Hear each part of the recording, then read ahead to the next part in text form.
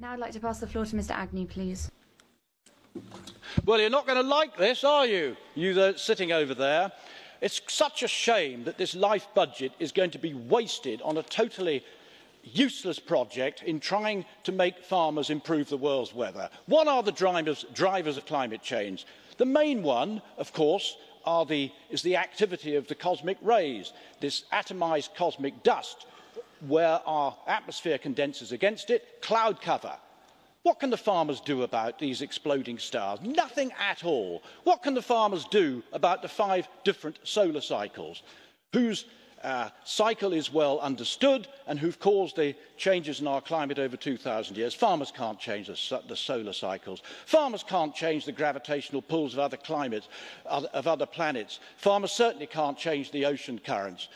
We haven't even got on to greenhouse gases yet, which are pretty trivial. The most important one of those on climate change is water vapour, and yet you never hear about that. A very good thing too, because that is our cloud cover.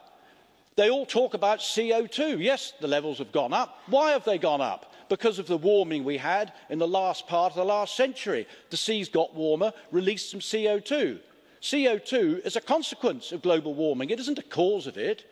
Then we've got methane that farmers produce in tiny, tiny quantities. It is a tiny, tiny gas. In any case, it breaks down to CO2 and water vapour. There's no point in fiddling around trying to do anything with that. Then, of course, we've got nitrous oxide, the leguminous crops. We are wasting our time in trying to persuade farmers they can change the world's weather. What could we be doing with this budget?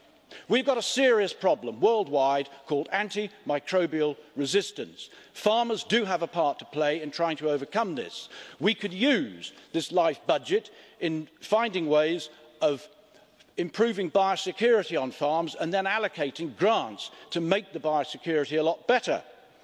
We could offer grants to farmers to cull their flocks when the only choice is to give them antibiotics. This would be a very good way of preventing antibiotic use. We could use this budget to research the breeding of harder, more resistant birds instead of them requiring antibiotics. This is what we should be doing, not fooling around trying to persuade farmers they can be King Canute. Thank you.